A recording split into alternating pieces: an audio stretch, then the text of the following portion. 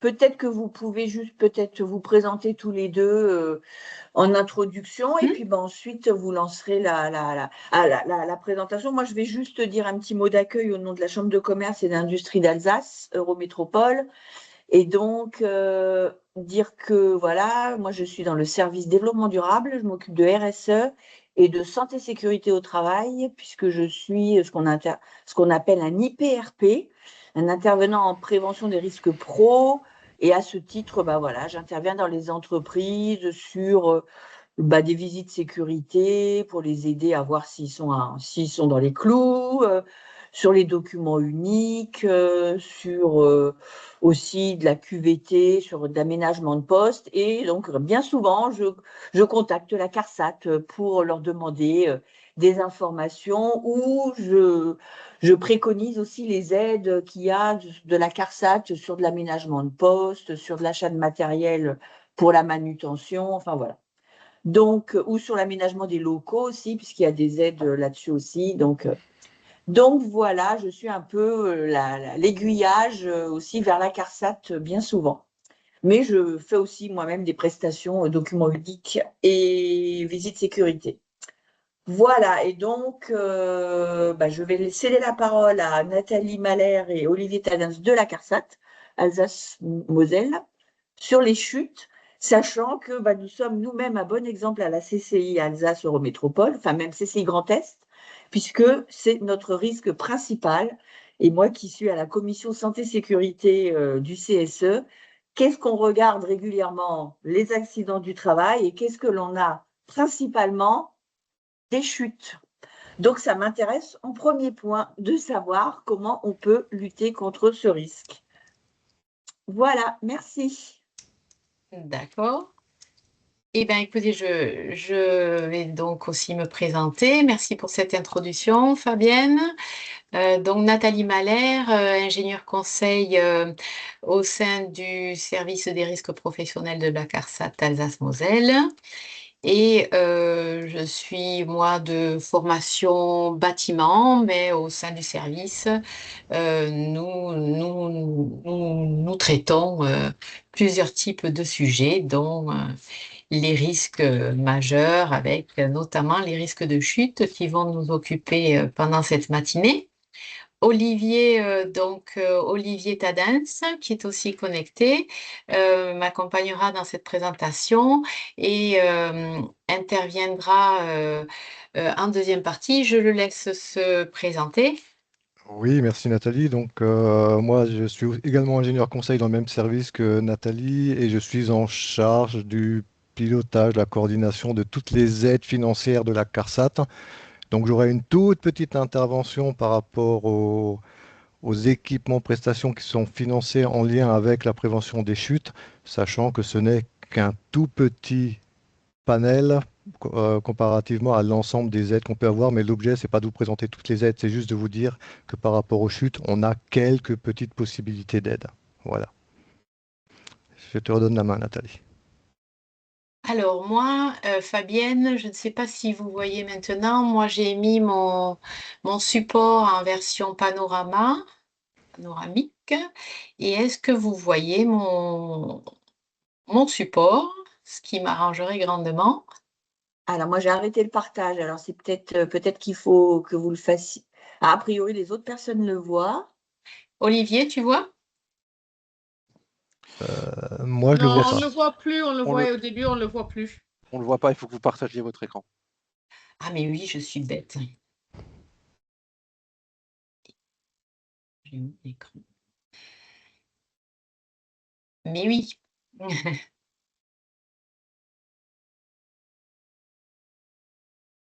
Voilà, parfait, C'est bon? Ça marche. parfait. Ah, je viens d'avoir une frayeur là. D'accord. Donc, les matinées de la prévention sur les risques de chute.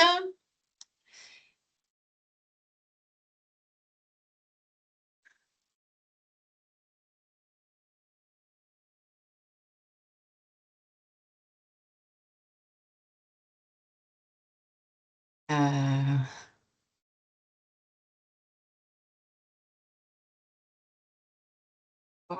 Ah voilà. Un rapide sommaire, donc nous commencerons par faire un petit éventail du type de chute, un topo sur la sinistralité concernant ce risque, puis nous aborderons les mesures de prévention et en dernière partie, donc les aides financières pour voir un petit peu sur quels items la CARSAT pourrait vous aider. Juste pour commencer, je ne sais pas, alors nous n'avons pas fait de tour de table. J'aurais peut-être juste besoin, est-ce que vous pourriez juste vous présenter et me dire au moins dans quel secteur d'activité vous travaillez? Juste en 2 mots. Je veux bien commencer. Donc, Frédéric Muller, société Siemens à Guenot, où j'exerce le rôle d'expert EHS sur notre site. D'accord, merci. Et donc, du coup, moi, c'est... Pardon. Allez-y. Pardon, c'est juste pour faire la suite. Moi, je m'appelle Joe Match. En fait, j'avoue, je me suis inscrit un peu par curiosité parce que moi, je suis fabricant de solutions anti-chute. Nous, on est basé à Strasbourg. Et j'ai déjà travaillé avec Monsieur Tadens. Je ne sais pas si vous vous souvenez, c'était la solution pour les trémies d'escalier. De le Sterspan. Et donc, en fait, c'est notre métier, donc je suis curieuse de savoir ce qui se fait. Et si je peux me permettre, en fait, moi, je suis tombée dessus par hasard, par mon collègue qui est très, très sur les réseaux, mais j'avais pas trop d'informations avant que cet événement existait. Donc, c'est un peu dommage parce que j'en ai parlé à un ou deux clients et ils n'étaient pas au courant. Et il y en avait une qui était intéressée, mais elle n'a pas pu être présente parce qu'elle avait déjà quelque chose de prévu. Voilà, donc j'avoue, je suis là par curiosité pour savoir un peu plus sur vous et comment vous fonctionnez et pour ensuite pouvoir mieux en parler à mes clients. Et D'accord. excusez-moi, je vais peut-être être obligée de m'absenter ou prendre des coups de fil, donc Oui, je m'excuse d'avant. J'ai une oreille dessus, mais je dois aussi partir entre 10h et 10h30. pas de problème. Ce sera fini avant. Il reste Donc, Ludovic. oui, donc pour ma part, Ludovic, je suis gérant d'un organisme de formation dans tout ce qui est santé et sécurité au travail, donc Alsa Prévention, et je suis basé à Guenot, du coup. D'accord. Oui, Et l'information avait été principalement donnée sur Haguenau et Colmar, puisque au départ c'était en ah oui, présentiel. oui, Donc c'est pour ça que après ça a été seulement diffusé sur les réseaux, mais au départ c'était sur Haguenau en présentiel aujourd'hui et sur Colmar la semaine prochaine. Donc c'est pour ça que sur Strasbourg il n'y avait pas eu d'emailing de faits généraux. On les avait juste mis dans nos agendas. D'accord, ok. ok. Je trouvais qu'Haguenau, c'était pas très loin, donc aussi ça aurait été faisable. Voilà. Ok. Et puis il reste Kim aussi, mais qui est quelqu'un de chez nous. Exactement. Bonjour à toutes et à Bonjour. tous. Moi, je suis chargée d'affaires à la Chambre de commerce basée à Colmar et j'avais prévu d'assister donc en présentiel à la réunion de la semaine prochaine. Et c'est vrai que la thématique m'intéresse également parce que ma mission étant d'aller en entreprise, c'est important d'avoir des bases de connaissances aussi. Donc voilà. Ça marche. Bon, Merci. de rien, merci à vous. Donc, juste au préalable et très rapidement, parce que je pense que vous connaissez la CARSAT Alsace-Moselle et notamment les missions du service au risque professionnel de l'assurance maladie au sens large. Pour cette mission, 4 missions principales, celui de la prévention des risques professionnels. Donc, c'est le service dans lequel Olivier et moi auquel Olivier et moi appartenons. Évidemment, le service de la réparation qui, lui, par contre, est effectué sur le terrain par la CPAM, quand quelqu'un a eu un AT. Mais au sein donc de la CARSAT, en plus donc de la mission de prévention, nous remplissons la mission de tarification donc des établissements en ce qui concerne la cotisation du taux AT-MP, accident du travail et maladie professionnelle. Et puis depuis depuis un peu plus récemment, nous avons la 4e mission que nous appelons la compensation qui concerne à gérer les comptes professionnels de prévention des salariés, donc qui sont exposés à certains risques professionnels que les employeurs doivent déclarer au travers de leur déclaration sociale nominative.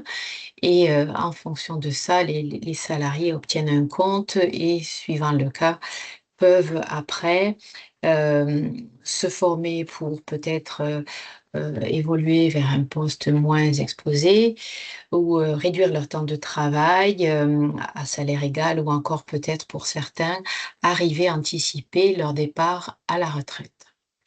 Donc nous, pour en revenir donc à vos interlocuteurs au niveau du service prévention et gestion des risques professionnels, donc nous sommes l'assureur des risques professionnels, l'assureur obligatoire pour le régime général. Et nos principales missions sont le conseil, le contrôle, les incitations financières dont une partie correspond aux aides financières dont Olivier parlera. L'information, c'est bien dans ce cadre qu'aujourd'hui ce webinaire a lieu. Et bien sûr des formations parce que nous avons aussi un service de formation en interne qui peut vous proposer certaines formations. Donc les chutes, vous devez certainement connaître, elles se catégorisent en 2 parties, les chutes de plein pied, les chutes de hauteur. Juste pour illustrer d'abord les chutes de plein pied, les chutes de plein pied, si nous devons les définir, ce sont des glissades, des trébuchements, on voit bien, des faux pas, de manière générale, une perte d'équilibre. Et bien évidemment, les chutes de plein pied, ce sont celles qui ont lieu sur une surface plane ou assimilée plane, c'est-à-dire des parties planes ou ayant au maximum une marche ou une différence de niveau. Bien évidemment, on passe toujours, on peut peut-être penser aux chutes de plein pied à l'intérieur, mais en tant qu'employeur, les chutes de plein pied à l'extérieur de votre site relèvent aussi de votre responsabilité. Concernant les chutes de hauteur, je pense que peut-être ou pas, mais si je vous avais demandé de me donner des exemples de chutes de hauteur, peut-être que vous m'auriez de suite dit que une chute, c'était une chute depuis une charpente ou depuis une couverture ou depuis un échafaudage. Mais comme j'ai essayé de le montrer sur cette slide, les chutes de hauteur, une chute dans un escalier, une chute depuis une échelle, depuis un haillon à l'arrière d'un camion, depuis la plateforme d'un quai de déchargement, c'est aussi une situation de risque de chute de hauteur.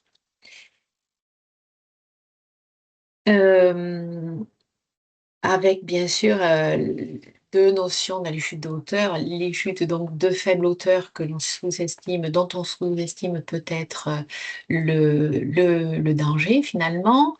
Et puis bien sûr, les chutes qui se passent depuis une hauteur de chute plus importante, avec malheureusement donc les chutes de toiture, qu'il s'agisse de chutes en périphérie des toitures, ou dans certains cas, comme le montre la photo du milieu en partie supérieure, c'est des gens qui travaillent sur des toitures et qui passent à travers des matériaux friables. À droite, j'ai remis une photo illustrant la pose de panneaux photovoltaïques parce que ce secteur-là est aussi en fort développement et que on peut tous, à titre individuel ou professionnel, nous risquons d'avoir à gérer ce type d'installation. J'ai remis un skydome à gauche, celui-ci est ouvert et est protégé parce qu'il a des grilles en surface des skydomes, mais évidemment que les skydomes ouverts, lorsque la grille reste ouverte, c'est le même danger. Et puis, un skydome ancien ou qui n'est pas équipé de grille a un fort risque de chute de hauteur. Les trémies et les chutes de hauteur, et bien, parfois, on peut être sur le sol, mais être situé à proximité d'une trémie ou d'une tranchée qui peut représenter aussi un risque. Concernant la sinistralité, donc, nous avons vu que les chutes de plein pied, enfin c'est vrai, sont des accidents du travail qui, je pense encore, sont... Alors, j'ai bien entendu, Madame Sirono, que quand vous faites l'analyse de vos AT, vous avez finalement une majorité de chutes de plein pied. Et en effet, les chutes de plein pied, on voit que c'est la deuxième cause d'accident du travail, hein. Et c'est vrai que dans l'inconscient collectif ou pas, peut-être que ce sont des chutes qui sont sous-estimées et puis qui sont aussi perçues comme étant inévitables ou de caractère bénin. On va revenir un petit peu sur justement les mesures de prévention quand même à prendre en compte parce que ce sont, comme tout autre risque, ce sont des risques qu'il faut analyser, évaluer. Et puis, elles peuvent aussi, bien évidemment, avoir des conséquences graves, comme une chute de hauteur finalement, suivant la chute. Le risque de chute de hauteur, on voit que c'est la troisième cause d'accident du travail. Donc là, ces données, je ne sais plus si c'est écrit ici, ce sont des données nationales, hein, qui concernent les années donc 2023 et 2024. Donc elles sont issues donc de nos statistiques. Et donc on voit quand même que les chutes de plein pied et de hauteur, c'est le deuxième et troisième facteur de risque. Et les chutes de hauteur, par contre, le risque de chute de hauteur constitue la seconde cause d'accident mortel euh, en France. Donc, on comprend pourquoi, hein, en fonction de la hauteur, évidemment, plus la hauteur est importante, plus les dommages le sont aussi. La sinistralité un peu plus proche de nous tous, en Alsace-Moselle, mine de rien, en une année, il y a eu 2451 accidents du travail dus aux chutes de plein pied. Et avant de me connecter, là, j'ai fait le calcul, j'ai divisé 2451 par 250 jours travaillés, hein, à peu près. Et ça fait quand même chaque jour dans notre petite région, hein, puisqu'on n'a que 3 départements, hein, ça fait quand même 10 jours, 10 accidents de travail pour des chutes de plein pied par jour. Et concernant les chutes de hauteur, en 2024, donc 1635 chutes quand même de hauteur au niveau de notre petit territoire, je dirais, dont 2 décès. Comme le montre le camembert, évidemment que certains CTN, hein, donc les CTN, je pense que vous connaissez, hein, chez nous, en tout cas au niveau de l'assurance maladie, tous les secteurs d'activité sont répartis en CTN et on voit que certains sont plus touchés que d'autres, mais on voit quand même toutes les couleurs qui apparaissent sur le camembert. Si on commence donc en gros là, le vert jaune, ça commence par le A, puis après ça tourne dans le sens des aiguilles d'une montre. Une prépondérance donc pour le CTNI, activité de travail temporaire, santé, aide aux soins, nettoyage. Et les secteurs bleu, turquoise et orange sont les CTN C et D. Le secteur C, pour information, c'est le secteur du transport, de l'eau, du gaz, de l'électricité, du livre et de la communication. Et le CTND, c'est le commerce et l'industrie de l'alimentation. Concernant la même chose, mais pour les risques de chute de hauteur, je ne l'ai si, les chutes de hauteur. Donc là, on voit 4 secteurs d'activité prépondérants. Le CTNB, donc celui du bâtiment et travaux publics. Le CTNC dont je viens de parler, secteur du transport, de l'eau, du gaz, de l'électricité. Le CTND, commerce et industrie de l'alimentation. Et à nouveau, le CTNI, activité de service de type travail temporaire, santé, aide et soins. Nous allons passer aux mesures de prévention. Juste avant de rentrer un peu plus dans le détail de ces mesures à prévoir, un rappel, tout employeur doit prendre les mesures nécessaires pour assurer la santé et la sécurité physique et mentale de ses travailleurs. Et pour faire cela, l'employeur met en œuvre les mesures de prévention sur le fondement donc, des principes généraux de prévention, avec une réflexion qui doit se faire donc par niveau descendant. Le premier niveau, donc le premier risque, qu'est-ce qu'il est? C'est celui qui doit rester toujours dans nos esprits lorsqu'on réfléchit en matière de prévention des risques. C'est éviter les risques. Éviter les risques, l'exemple que l'on cite, mais c'est vraiment pour imager, hein, qui ne correspond pas à tout le monde, c'est lorsqu'on monte une charpente, dans le cas de maisons individuelles, parfois il est possible d'assembler la charpente au sol, puis de la monter sur les murs du gros œuvre à l'aide d'une grue. Et là, c'est un parfait exemple de ce que doit représenter l'application du premier principe de prévention, qui est donc éviter les risques.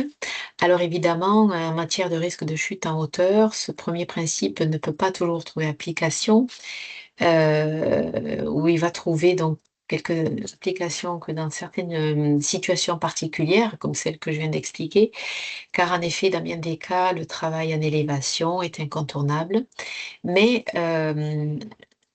il est toujours important de garder en mémoire ce premier principe qui doit essayer de nous diriger dans la réflexion. Les risques suivants, les principes suivants, évaluer les risques qui ne peuvent pas être évités, hein, donc, puisque vous devez effectuer cette évaluation pour pouvoir après prévoir des mesures de prévention, combattre les risques à la source, adapter le travail à l'homme, tenir compte de l'évolution de la technique, remplacer ce qui est dangereux par ce qu'il est moins, planifier la prévention, donner la priorité aux mesures de protection collective, donner des instructions appropriées aux salariés.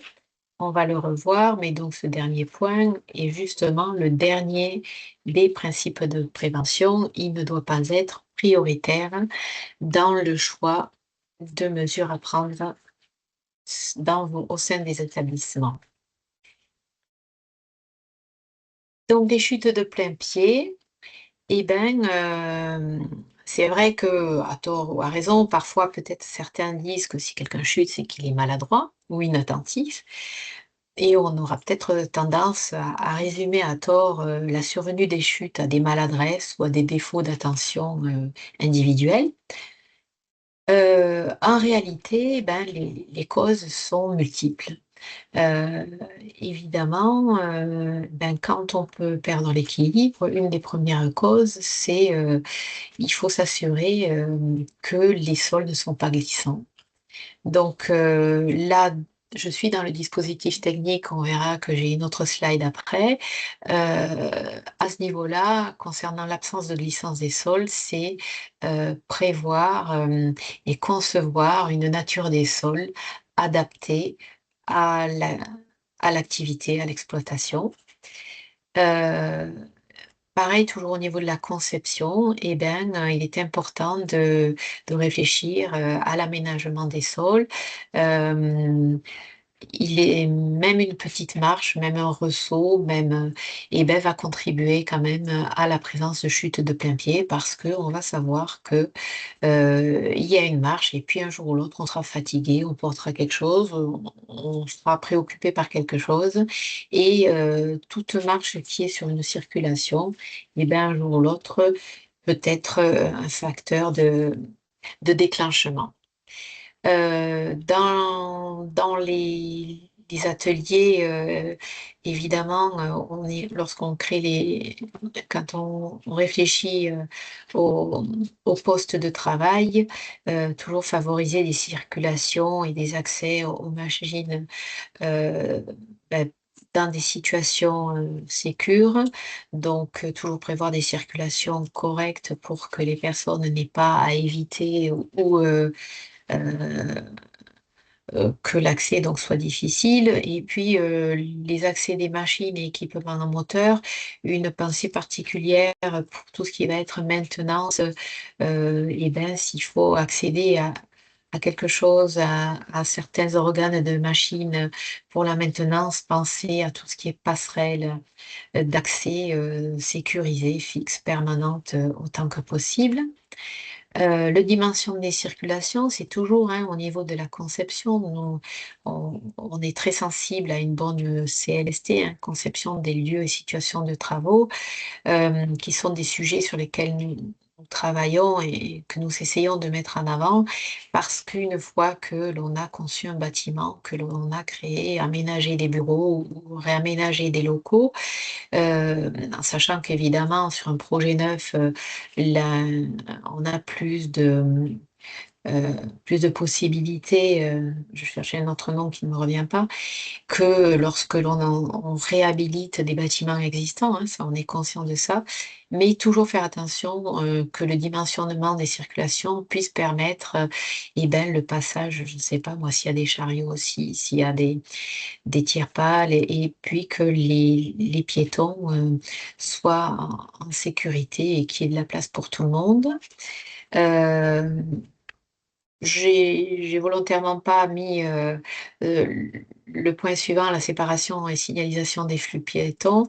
Nous, ça fait partie de notre gros leitmotiv en conception des lieux de travail, bien séparer les flux piétons des autres flux, qui évitera, alors voilà, là ici, je ne sais pas si ça s'appelle de la chute de plein pied ou la chute de heurts pour collision, mais il est évident que la séparation des flux piétons dans les locaux de travail au sein de l'enceinte générale de l'établissement font partie des points auxquels il faut veiller.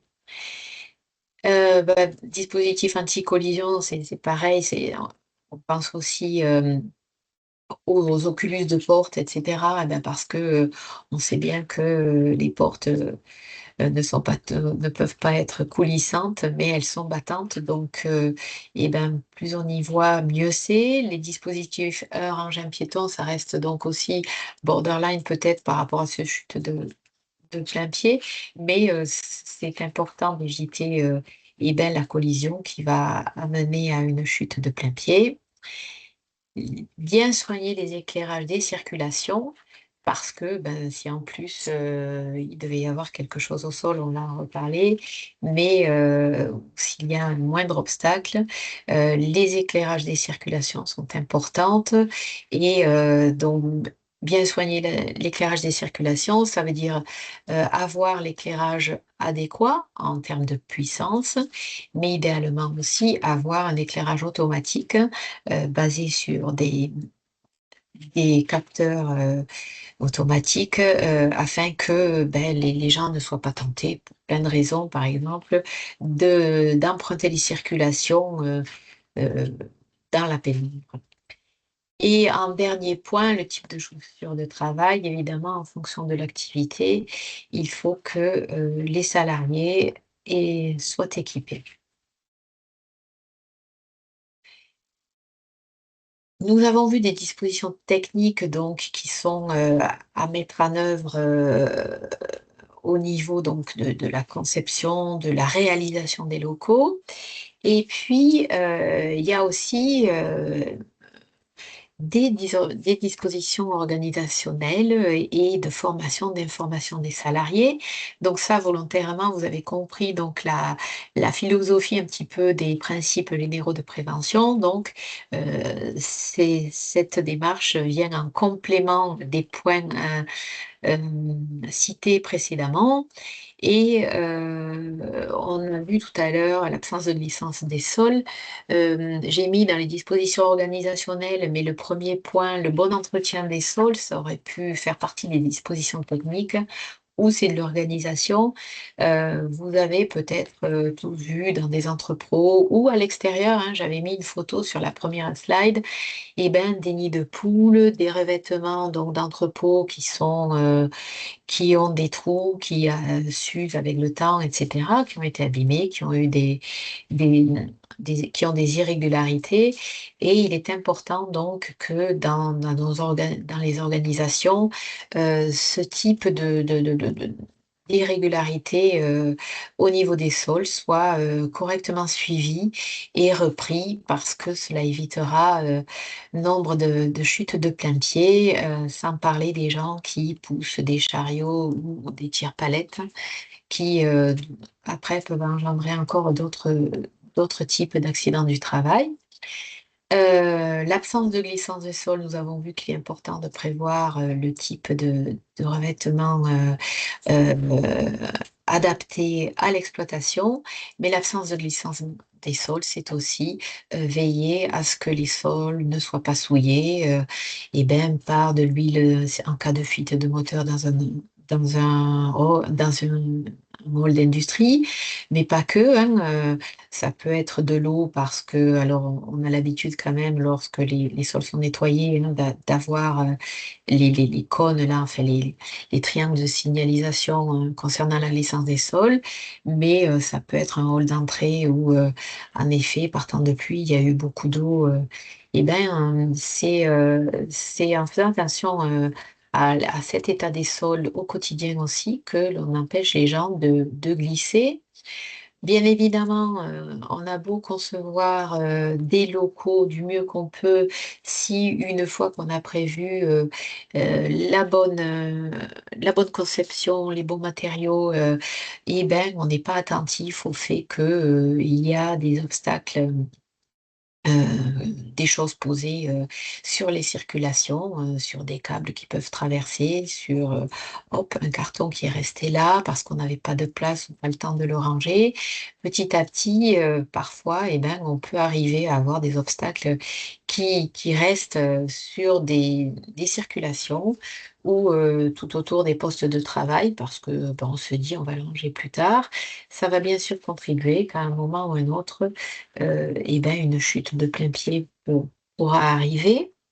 En parlant donc de cette absence d'obstacles de circulation, de câbles qui pourraient être posés, je parle ici aussi, je rappelle la nécessité de gérer la gestion et la coactivité des entreprises extérieures au sein des établissements. Si des entreprises extérieures viennent réaliser, une entreprise vient réaliser des travaux ou une prestation de service, il est important et il est réglementaire d'avoir établi hein, avant que ce prestataire extérieur n'intervienne, un plan de prévention. Et dans ce plan de prévention, plusieurs sujets vont être passés en revue, mais notamment le risque des chutes de plein pied et de, de mesures de prévention dans le sens où on va essayer de prévoir, voir quels sont les travaux nécessaires, quels sont les accès nécessaires, qu'est-ce que ça implique en matière d'amener de matériel, etc. et de coactivité avec les salariés de l'entreprise utilisatrice. Dans les mesures organisationnelles aussi, on n'y pense pas forcément toujours, mais eh ben, quand les choses sont bien organisées au niveau des travaux, alors là évidemment, au niveau de l'activité, et ben, ça va éviter les notions, la réduction des situations d'urgence qui, sont parfois un facteur, hein, de chute de plein pied, eh ben, parce qu'on était dans l'urgence et voilà, on a été peut-être moins vigilant, et donc quand plusieurs choses, se arrivent ensemble, on arrive à la chute. Dans les dispositions organisationnelles, il est, je rappelle ici un point très important, c'est que, au sein des établissements, on doit remonter, on doit avoir des actions pour faire remonter les situations de presque accident et donc bah, lorsqu'on veut lutter, contre, le risque de chute de plein pied, mais pas que, il est important, de prendre un temps, même si c'est sûr, ça peut être chronophage, de toujours faire ce suivi et d'analyser ces situations de presque accident parce que, beh, les presque accidents vont, vont quand même mettre en avant, et ben, peut-être des choses sur lesquelles des points sur lesquels il va falloir travailler et bien évidemment, là encore, comme pour beaucoup de risques, au sein des établissements, il est important que l'encadrement, veille à ce que, les salariés soient, bien sensibilisés au risque de chute de plein pied, qui est un risque, comme un autre et à donc ne pas toujours, sous-estimer. Évidemment et ben, veiller certainement à ce que les salariés, mettent leurs leurs chaussures de sécurité, si besoin, hein, veiller aussi peut-être, au port, à l'utilisation des portables et cetera. Mais donc évidemment la sensibilisation ou la formation des salariés est nécessaire, mais la prévention ne peut pas reposer que sur ce point. Les mesures de prévention, hein, concernant, les risques de chute de hauteur, eh ben, nous avons vu que les risques de chute de hauteur, ça commence déjà par, des chutes dans les escaliers. Donc, il est important que ceci soit correctement éclairé, qu'il soit en bon état, hein. Je pense parfois à des établissements qui ont été aménagés dans des bâtiments existants où on a gardé peut-être les anciens, escaliers en bois, en pierre, qui parfois ont les nez de marche, bien usés, oui, bien arrondi, bien glissant et ben, un escalier, on l'a dit, peut-être que dans les situations de travail, on essaie d'aller vite et cetera. Il existe, je vous ai fait apparaître une brochure INRS, hein, qui parle donc de la sécurité des escaliers, mais je vous ai mis dans le PowerPoint les éléments principaux. C'est en effet un bon éclairage, une bonne signalisation, c'est-à-dire les nez de marche, contrastés, avec le traitement des marches aussi antidérapant, la pose donc de main courante, le long des escaliers. De façon générale donc, pour, les chutes et ben, prévoir des dispositions anti-chute, hein, avec des garde-corps, des barrières, la sécurisation des haillons des camions, hein. On a vu que, le haillon lui-même, lorsqu'il n'est pas équipé de garde-corps et ben, représente, un danger. Penser donc aux passerelles d'accès et cetera, si jamais, en effet, dans le cadre de l'industrie, il faut arriver à accéder, à des à des organes donc en hauteur. Le traitement des quais de déchargement, puisqu'on a dans les dépôts de logistique, hem, il existe plusieurs alors on a cette documentation-là, le D6059 que j'ai fait apparaître. Alors là, elle est très bien faite, si jamais un jour vous deviez en avoir besoin, l'un d'entre vous, concernant la conception des quais et rénovation des quais.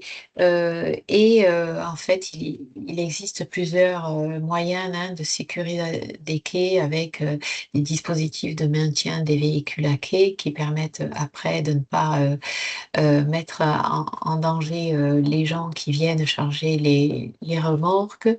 Il existe des quais niveleurs pour les matériels de jonction des quais de camions.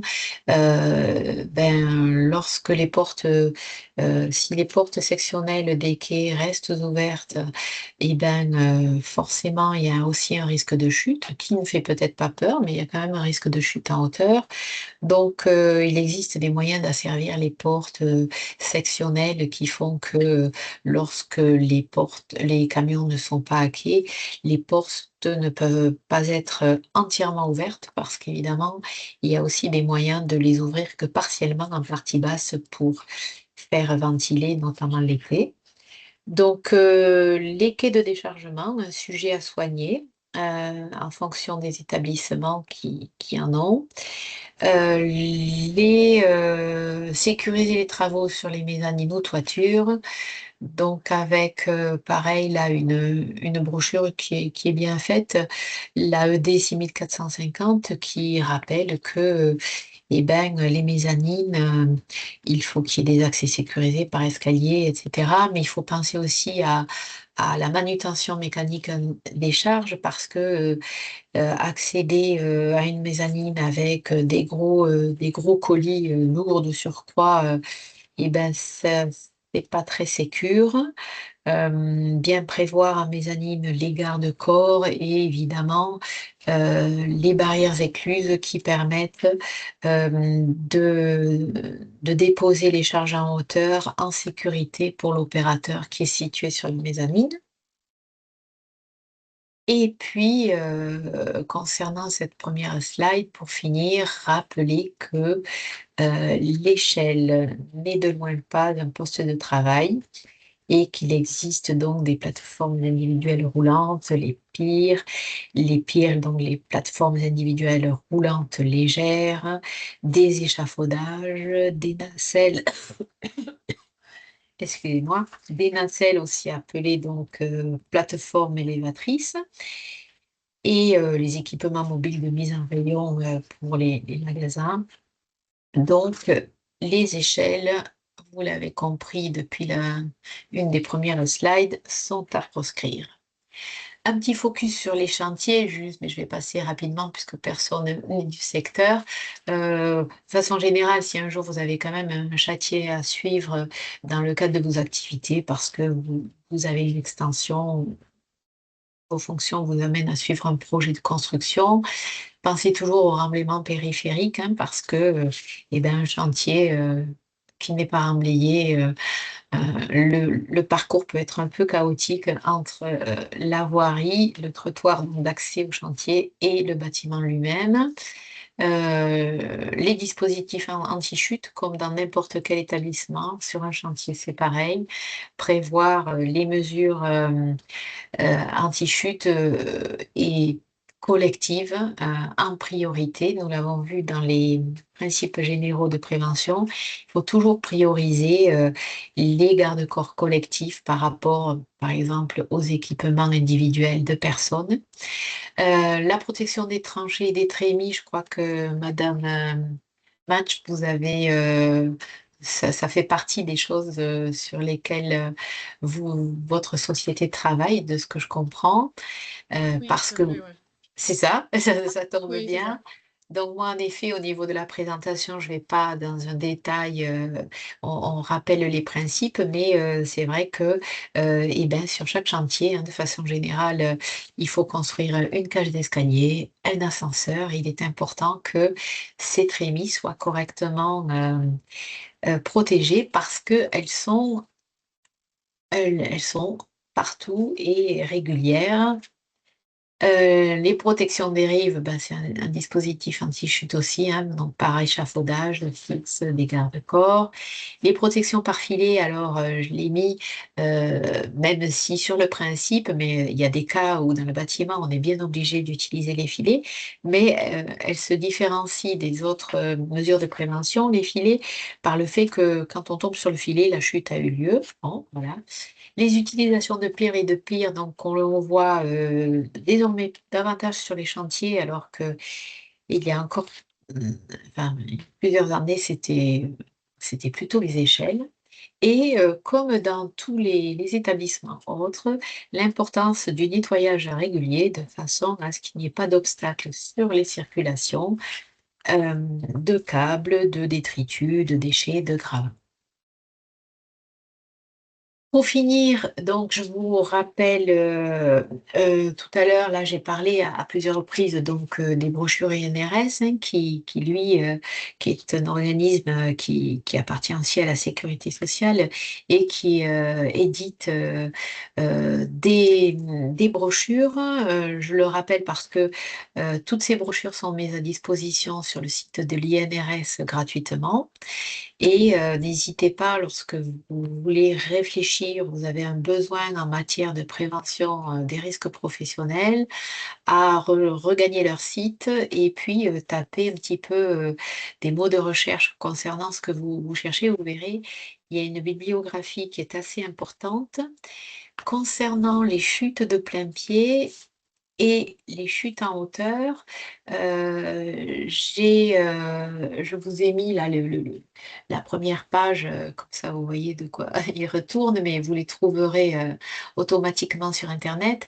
Je vous conseille la chute de plein pied, la ED 6433. Elle reprend, hein, les principes qu'on vient de survoler, mais je la trouve particulièrement intéressante parce que en dernière partie, là, il y a des grilles d'aide qui vont, quand vous allez vouloir travailler sur le chute de plein pied, reprenez ces grilles qui reprennent tous les risques et qui vous disent, voilà, est-ce que vous avez ci, est-ce que vous avez ça?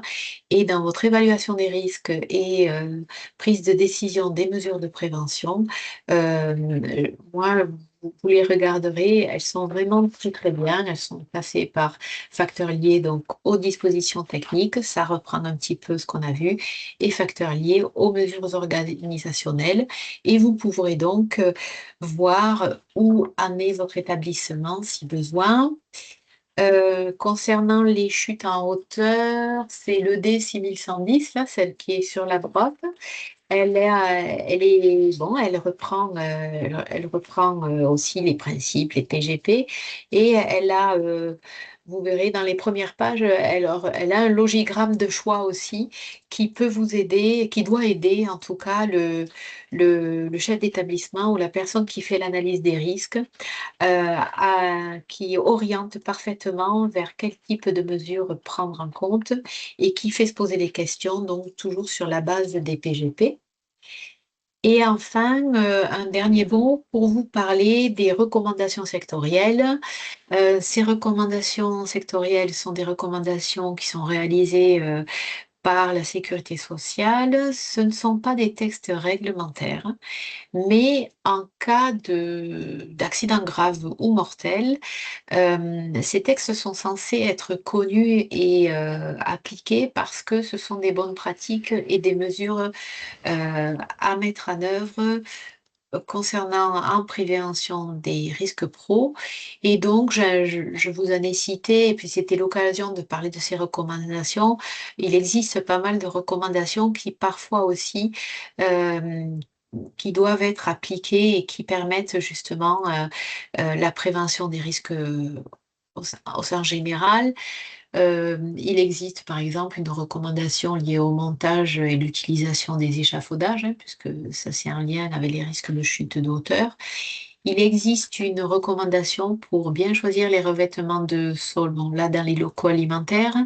De façon générale, nous avons aussi d'autres documentations à l'ENRS pour la conception des lieux de travaux, des lieux des situations de travail. Et puis, j'ai rappelé une recommandation et maintenance, pour la maintenance des panneaux photovoltaïques parce que comme, déjà expliqué, c'est une activité qui est en plein développement et encore pour plusieurs années. Donc, les panneaux, faut arriver à les poser, en sécurité et à surtout les maintenir en sécurité. Olivier, c'est ton tour. D'accord, merci Nathalie. Donc moi, je vais juste intervenir quelques minutes rapidement. Donc je n'ai pas la prétention ni l'ambition de vous présenter toutes les aides financières de la CARSAT parce qu'il me faudrait à peu près 2 heures. Je vais juste vous évoquer les 2 subventions qui concernent du matériel en lien avec la prévention des chutes. Néanmoins, pour votre information et votre culture générale, il est intéressant de savoir que nous avons actuellement une offre d'aide financière très large, très dense, qui s'applique à différentes tailles d'entreprises. Donc là, je ne peux que vous inviter à en prendre connaissance. Bon, je ne vais pas le faire aujourd'hui, ce n'est pas l'objet de l'intervention. Pour ce faire, un bon moyen, c'est de passer par le site de la CARSAT Alsace-Moselle ou de passer par le site d'Amélie au niveau national.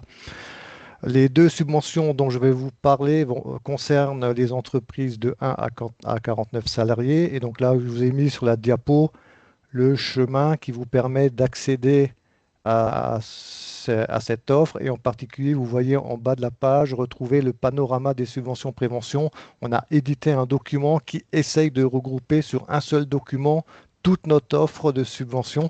Alors quand vous l'ouvrirez, ça sera écrit tout petit. Il y a tellement de subventions actuellement qu'on n'arrive même plus à le mettre sur un document simple. Donc vous aurez à faire des zooms pour accéder aux différentes subventions. L'intérêt de ce document, c'est que vous avez des liens sur chaque subvention qui va vous renvoyer sur Amélie et sur les conditions générales et les cahiers des charges relatives à chaque aide.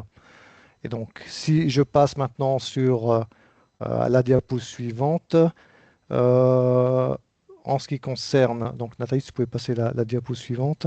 Pardon. Voilà. Voilà. En ce qui concerne les chutes, parce que je ne parlais que des chutes, 2 aides sont en lien avec cette thématique. Vous avez la subvention Top BTP qui s'adresse exclusivement aux entreprises du secteur du bâtiment et des travaux publics. Quels sont les équipements qui sont financés? Alors, quand je parlerai d'équipements financés, c'est toujours en lien avec un cahier des charges et avec un certain nombre d'exigences en termes de prévention. Lorsque je vais vous dire qu'on finance des échafaudages, évidemment que ce ne sont pas tous les échafaudages du marché. Là, en l'occurrence, ce seront les échafaudages, montage et démontage en sécurité, en lien avec une formation selon la recommandation R408 ou R457. Voilà, donc c'est juste pour votre information. Dans le bâtiment, on a une aide spécifique qui s'appelle Top BTP où on finance un certain nombre d'échafaudages, on finance un certain nombre de protections de trémies, d'escaliers, des accès provisoires, les passerelles d'accès, différents équipements spécifiques, podium de lavage pour les bennes à béton, plateforme d'accès aux prémurs, etc., etc. Voilà. Alors je crois qu'il n'y a pas trop de représentants du bâtiment, donc je ne vais pas forcément plus développer, mais retenez simplement que pour le bâtiment, on a une subvention qui prend en charge un certain nombre d'équipements, pas tous, et ces équipements en plus doivent répondre aux exigences d'un cahier des charges. Donc ça, c'est la première, et je vais parler un petit peu plus de la 2e subvention qui s'appelle Prévention Chute. Donc, tu pouvez me la montrer. Prévention Chute, donc celle-ci est sortie fin d'année dernière.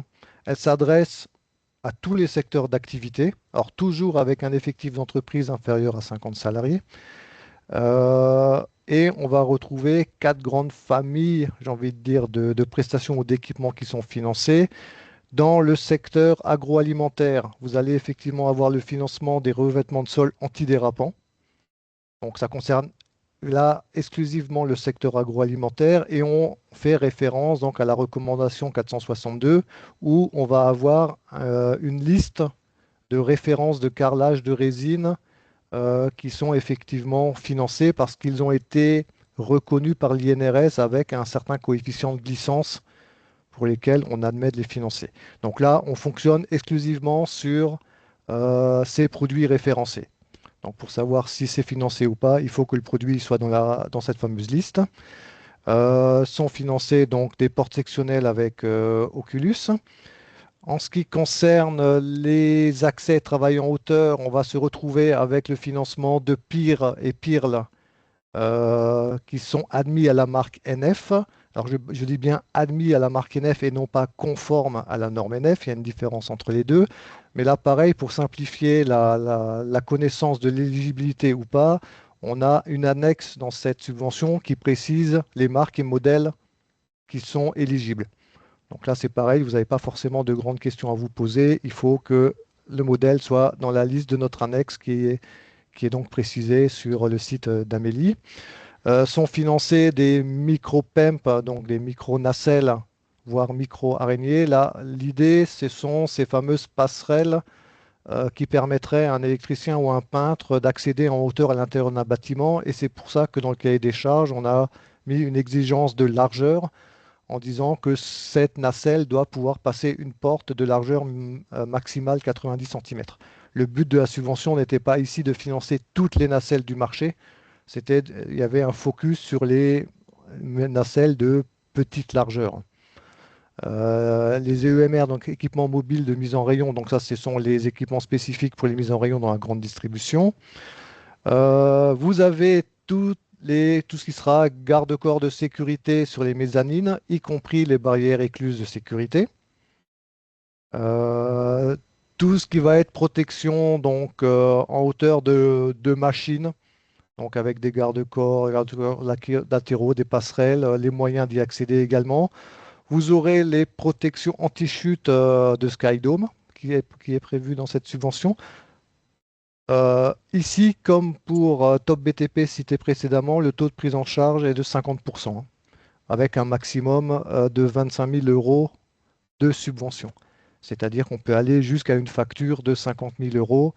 Taux de prise en charge de 50%, on aboutit à 25 000. Nathalie vous a parlé de la sécurisation des quais. Eh ben, on participe à la prise en charge de ces sécurisations de quais par différents équipements qui peuvent être mis en place. Et donc là, on sera en lien avec la recommandation 6059. Ce qui est intéressant dans notre région, c'est qu'on a un fabricant, et je dis bien un fabricant et pas simplement un revendeur, qui est du côté de Marlenheim, qui est spécialisé dans ce type de produit. D'ailleurs, certaines de ces photos ont été reprises dans le document INRS. Donc, on a localement une entreprise spécialisée dans ce type d'installation. Je n'ai pas le droit de vous le citer, mais voilà, je vous dis que ça existe. Donc, voilà, la sécurisation des quais est prise en charge dans la subvention prévention chute. Et on a ensuite des petites choses prises par rapport aux camions. Donc, la protection collective solidaire du haillon pour éviter que les gens ne chutent lorsqu'ils descendent une palette de l'intérieur du camion à l'extérieur. Des marchepieds escamotables et des raccordements sécurisés remorque cabine. L'idée là, c'est d'éviter que le chauffeur fasse des allers-retours entre la cabine et la remorque pour solidariser, désolidariser les câbles hydrauliques ou d'autres éléments, puisqu'il existe sur le marché des équipements automatisés qui peuvent être commandés depuis l'intérieur de la cabine. Donc ça aussi, c'est pris en charge dans Prévention Chute. Donc en fait, vous avez bien compris qu'on a une offre relativement disparate ou étoffée. Alors on ne finance pas tout, parce qu'on ne peut pas tout financer. Ce qu'on finance, évidemment, on a essayé de le border par un cahier des charges. Mais notre but, c'est pas de retenir l'argent. Donc notre but, à partir du moment où le produit correspond à notre cahier des charges, évidemment que notre but, ça sera de verser la subvention. Donc voilà, je ne vais pas durer plus longtemps sur les subventions. Sur les chutes, il y en a deux, Top BTP et Prévention Chute. Ça concerne les entreprises de 1 à 49 salariés. Pour tout autre risque, sachez qu'il existe d'autres aides. Et pour toute taille d'effectif, il existe d'autres dispositifs, mais j'en parlerai pas maintenant. Si vous voulez plus de renseignements, je crois que l'adresse générique des aides financières est donnée sur la dernière page. Ou alors, vous pouvez vous mettre en lien avec nos collègues de secteur géographique qui sont là aussi dans leur mission. Il n'y a pas que la mission de contrôle, il y a la mission de conseil, d'accompagnement, donc ils sont aussi là pour ça. Voilà, je ne vais pas aller plus loin là-dessus et je te redonne la main, Nathalie. Alors, eh ben, pour ma part, je n'ai plus. J'ai fini aussi ma présentation. Alors, je ne sais pas si cela a correspondu aux attentes du public. Et en tout cas, on a essayé, donc, évidemment, on ne pouvait pas rentrer ce matin dans le détail, mais on a essayé un petit peu de donner les grandes bases en matière de risque de chute. Fabienne, je vous vois, je vous aperçois.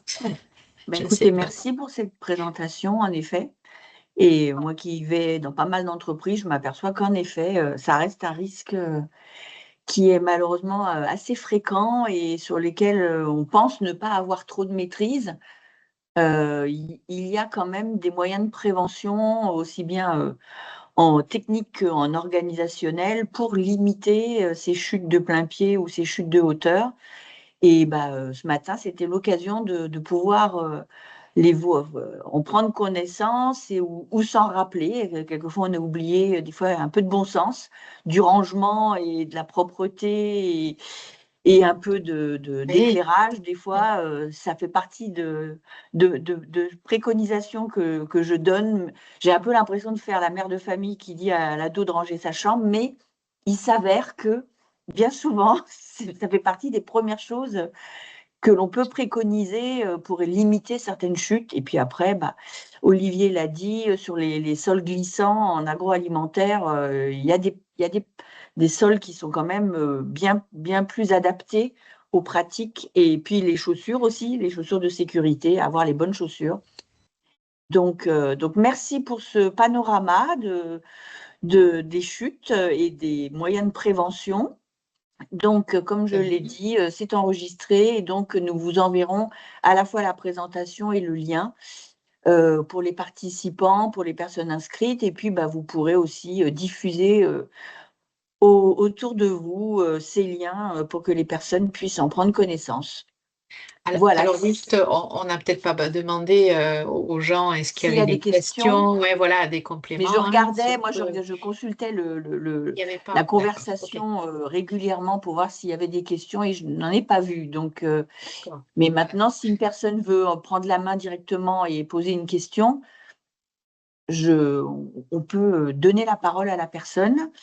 Je ne sais pas si, Non, mais voilà, c'était juste par ou tout au moins des remarques. acquis de conscience.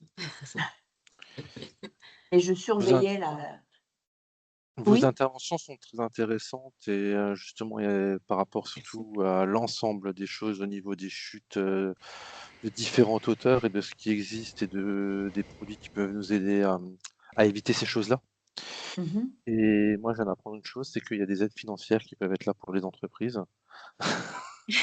Après, Ah ouais. malheureusement, là, vous avez que cité pour de 1 à 49 personnes. Chez nous, on est un peu plus nombreux. Mais l'entreprise que vous avez citée, qui est dans notre région, qui peut nous aider pour les quais, je la conseille fortement.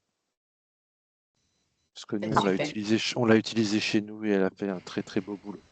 Ah, Ouais, ouais. elle est du côté de Marlenheim, c'est ça? Je crois que oui, moi je ne me suis pas occupé directement de la chose, mais je sais que c'est quelque chose de local.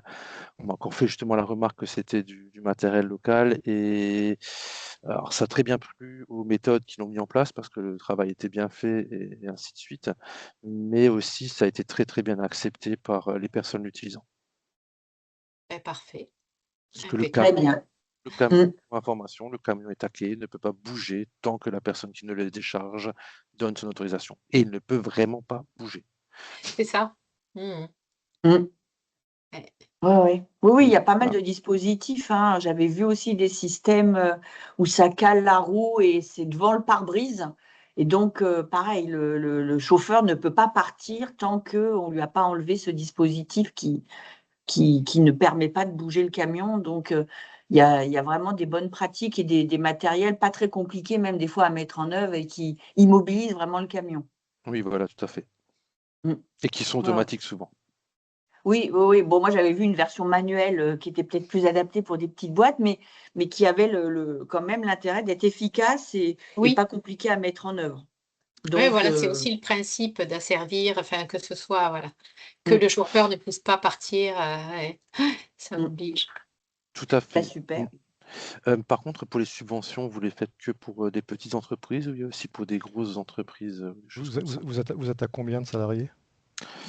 Moins de 1000, entre 500 et 1000. Enfin, on va dire Ok, plutôt ouais, entre 600 mais et 1000. oui, plus que 200. Donc en fait, Ouais, pour voilà. vous, l'unique dispositif qui est à notre disposition s'appelle la subvention risque ergonomique qui s'adresse à toute entreprise indépendamment de la taille d'effectif. Alors elle est intéressante, alors elle est focalisée sur les manutentions manuelles. Donc c'est pour ça que Mhm. j'en ai pas parlé, puisqu'il n'y a pas de thématique chute dedans, ni de thématique risque chimique. Elle est véritablement orientée manutention manuelle, avec une prise en charge à 70% jusqu'à 25 000 euros de subvention.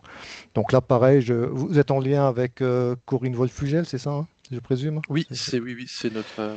Oui, bah, je vous invite éventuellement à la contacter pour en parler avec elle. La seule subvention qu'on aura pour vous éventuellement, c'est cette subvention risque ergonomique. Après, il faut voir, il y a des équipements qui sont pris en charge selon une liste, il y a d'autres équipements qui sont pris en charge selon d'autres volets de cette subvention, mais j'ai pas envie d'en parler maintenant, sinon ça va nous Oui, prendre oui, le non, il reste n'y a de pas la de souci. matinée. Mais non, mais Mais je contactez vais prendre contact Corinne, avec Madame. Oui, je vais prendre contact avec Madame Wolfugel. Corinne, et puis voilà, Donc, parlez-en il n'y a avec pas elle, de et puis souci. vous verrez s'il y a moyen de faire quelque chose pour vous ou pas, quoi. Ok, ben, je vous remercie beaucoup. C'est dommage par contre que ce soit pas en présentiel. C'est toujours mieux Bah le oui. présentiel que le distanciel. Oui, mais on n'était pas assez nombreux et vous voyez, même les gens inscrits ne se sont pas tous connectés maintenant. C'est vrai que C'est un c'est peu un peu dommage. compliqué de faire déplacer les gens. On est un petit peu refroidi en se disant que ouais, les personnes n'ont plus trop envie de se déplacer ou n'ont plus le temps ou ça rentre plus dans les agendas. Donc, c'est un vaste sujet. Mais par contre, ce qui pourrait marcher, c'est si les gens nous reçoivent dans une entreprise, quelquefois ça marche. Donc, à la limite, je vais garder vos coordonnées, puis pourquoi pas organiser quelque chose chez vous. Ça peut être intéressant parce que je sais que les personnes aiment bien voir des entreprises, voir un peu comment ça se passe chez d'autres. Il faut regarder ce qui est possible de Mm, faire, ouais, tout à fait. Après, il y a plus d'échanges souvent en présentiel qu'en distanciel, c'est ça aussi. mm. Mais Oui, oui, ouais, c'est moins descendant, quoi. Et désolé, hein. Mais il n'y a pas de mais souci, vous inquiétez pas. Déjà, c'est intéressant que ça soit maintenu, c'est déjà ça le bon point aussi. Il faut partir sur les bonnes choses. En tout cas, super. je vous remercie. Merci à tous, hein. Bah, Merci Merci à merci. vous également. hein, pour Ce les échanges. que je voulais juste me permettre de dire, effectivement, enfin, moi je suis longtemps dans le métier, c'était important que nous on essaie d'en parler à nos clients aussi pour qu'ils savent que les documents que vous avez mis en place, les choses, les NRS, etc., les principes de prévention, les choses qui s'inscrivent dans ces démarches-là, que ça existe, qu'ils peuvent être en contact avec vous, au PPBTP, qui sont aussi très, très moteurs sur ces sujets. Aussi que les entreprises puissent les contacter et comme vous disiez tout à l'heure, pas juste se faire contrôler, ils se font conseiller, guider, etc. Donc nous, on essaie de parler de ça.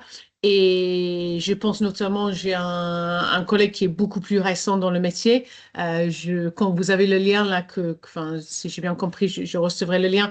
Je vais lui faire écouter ça. Il va passer une heure de son temps parce que c'est vraiment une très bonne reprise des bases, des choses qui sont, comme vous disiez tout à l'heure, qui sont euh, quand même simples, mais parfois on oublie. Donc, j'aimerais bien effectivement avoir le lien, enfin, avec votre présentation, parce qu'il y avait des éléments qui étaient en ajout par rapport à juste les slides, tout simplement tout seul.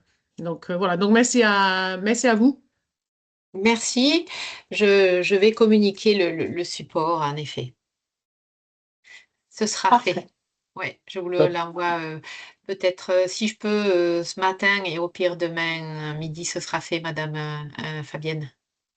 Ça D'accord. va? Ouais. J'allais partir vers Madame Sirono, mais Fabienne, ça va aussi. Demain, oui. Bah, demain, j'aurai du mal à me connecter. Je serai en déplacement, Non, mais je mais ferai j'essaie le de le faire ce nécessaire. Vous matin, là. inquiétez pas. Si vous, Mais vous j'essaie de le faire. l'avez promis semaine prochaine, mais demain, je suis en déplacement, donc c'est compliqué des fois de renvoyer des mails du téléphone. C'est une bonne source d'erreur possible. Et il y avait peut-être Ludovic qui voulait s'exprimer aussi. Oui. Non? Oui, pardon, ouais, donc, Vous m'entendez? Oui, oui. Ouais, parfait. Donc moi, je voulais vous remercier effectivement pour l'intervention. Il y a des choses, effectivement, enfin des bonnes informations qui étaient, notamment sur les aides. Là, dans les différentes entreprises, je vais pouvoir effectivement leur en parler aussi, hein, des entreprises plus ou moins grandes, effectivement. Ça fera effectivement mettre la prévention vraiment au cœur de l'activité en plus, hein. Beaucoup ne connaissent pas, effectivement, comme disait M. Muller, les aides qui sont possibles ou pas. Et je rejoins aussi effectivement son avis sur le présentiel, effectivement, a été, je pense, effectivement plus intéressant de ce côté-là. Et j'avoue que moi, je suis tombé vraiment par hasard sur la publication sur LinkedIn, sur cette réunion qui aurait dû avoir lieu au Caire, effectivement, hein. Je pense qu'il y avait peut-être la communication qui a peut-être pêché, effectivement, par rapport au taux de participation. Je ne sais pas comment ça a été fait de ce côté-là. On a inondé toute la région du Caire, de Haguenau jusqu'au nord de Strasbourg, de Méline. Mais bon, voilà. Ok. Donc, comme dit, moi, j'ai eu vraiment voilà. par hasard sur une pub LinkedIn, hein, d'un contact, c'est pour ça. Oui, mais parce que vous êtes basé où? À Haguenau. Ah bon, mais vous ne l'avez pas reçu par mail? La cliente dont je Non, parlais, elle j'ai n'avait pas reçu eu non plus. l'invitation. Mais Mais Strasbourg, c'est c'est pas étonnant. Nous, on a inondé tout autour de Non, Haguenau. Oui, la cliente dont je parle, elle est basée près d'Haguenau, il me semble. Enfin, elle est dans ce secteur. Ouais, alors bon, c'est qu'on a des problèmes de mail aussi. Est-ce qu'on est spammé? C'est possible aussi, hein. C'est ça le Je pense problème. que beaucoup de personnes passent pour les raisons. Enfin, je me permets, je parle pour moi, hein. Je pense que, comme disait monsieur là, à l'instant, beaucoup de gens, c'est mon collègue qui a vu passer ça sur LinkedIn, beaucoup de gens voient passer des choses comme ça. Je sais pas, je dis ça Oui, juste oui. à Ben, on titre est aussi indicatif. sur les réseaux. On est aussi sur les réseaux. Bien sûr. On double. On a pas mal de moyens de communication. Mais malheureusement, je pense que les emailing, on commence à se poser des questions parce qu'on a l'impression qu'on envoie beaucoup d'emailing. Et finalement, on a des taux d'ouverture, mais on n'a pas vraiment de transformation. Donc, je pense que les gens reçoivent tellement de mails que ça passe un peu à l'oubliette, quoi. On voit un truc qui nous intéresse et puis on passe à autre chose, quoi. Donc voilà, en tout cas, écoutez, merci. Et puis, c'était très profitable. On a eu beaucoup d'informations par Nathalie et Olivier. Donc, vous allez pouvoir diffuser ces informations à vos contacts respectifs. Et puis, vous recevrez les informations en temps et en heure sous forme de liens et du support. Merci beaucoup. Et puis, Merci. bonne fin de Merci, matinée bonne à journée. tous. Merci. Au Merci. revoir. Merci. Au revoir. Merci, bonne Au revoir. journée, au revoir.